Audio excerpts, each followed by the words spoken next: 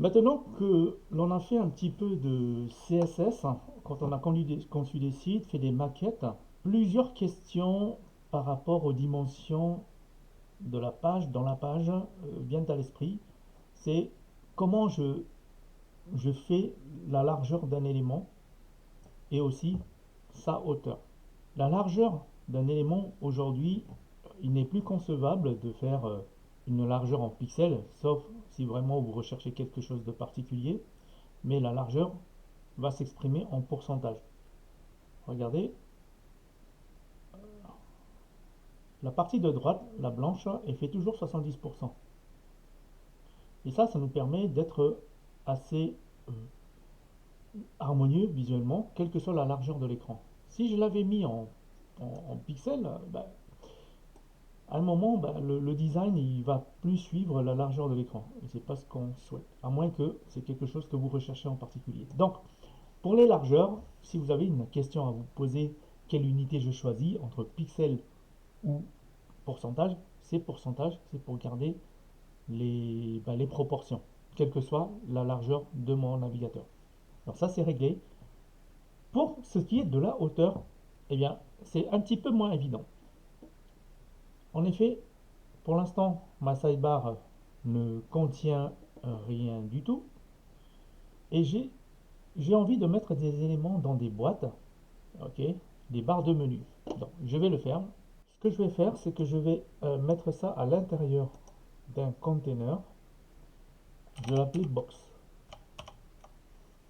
Ok, et à l'intérieur, j'aurai souvent des ULLI.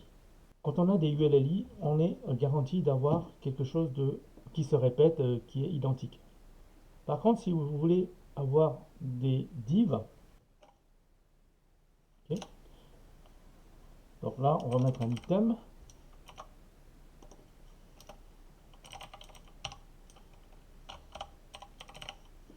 Je reviens ici, je vais mettre item.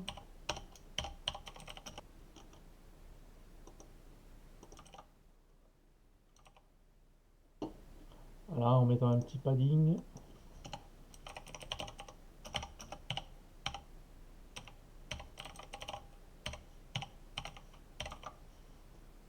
Et je vais répéter.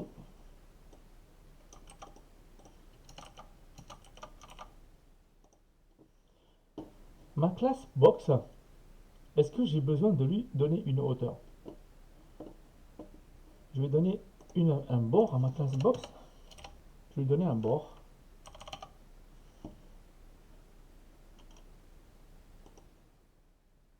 Box, border color. Attendez, c'est plutôt border. Je vais mettre 2 pixels pour qu'on le voit bien. Solide. Alors la sidebar, je vais juste la sortir. Cette boîte verte, en fait, je n'ai pas mis de hauteur. Ok. Donc, si j'enlève, elle aura une hauteur nulle. Je reviens. Voilà.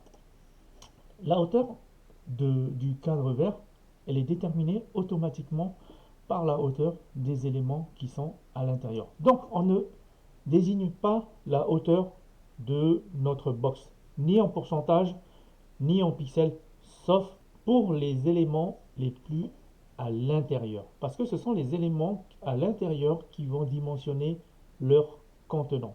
Donc, pour les contenants, il n'est pas la peine de réfléchir à quelle hauteur je vais donner. Ça ne sert à rien. C'est contre-productif. Laissez-la telle qu'elle et elle va s'ajuster automatiquement en fonction de la hauteur des éléments les plus à l'intérieur. Je résume. Pour la largeur, exprimez toujours en pourcentage, quels que soient les éléments, même les contenants ou les contenus. Et pour ce qui est de la hauteur, pour le contenant, il n'y a pas besoin de spécifier la hauteur, quelle que soit l'unité. Et ce sont les éléments les plus à l'intérieur qui vont donner une hauteur au contenant. Imaginez que maintenant mon class box soit à l'intérieur de quelque chose de plus gros.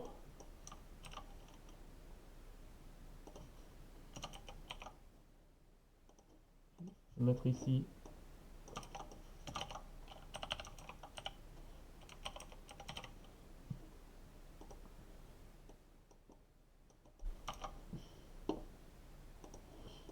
Regardez, maintenant, je vais dupliquer ma box pour en avoir une deuxième. Je vais mettre un petit peu un margin top. Donc la box qui est en rouge, elle n'a pas de hauteur définie, elle est donnée par la hauteur des deux boxes vertes qui elle-même tient sa hauteur des éléments les plus à l'intérieur. Qu'est-ce qui va influer sur la hauteur? Eh bien, la taille de la police, la taille de la hauteur de ligne, l'espace qui sépare deux lignes, le line height, le padding et le margin vertical. Voilà, j'espère que ça vous a éclairé un petit peu sur le fait qu'il ne faut pas s'inquiéter de la hauteur d'une div et que là, pour la largeur, on retiendra qu'il faut utiliser le pourcentage.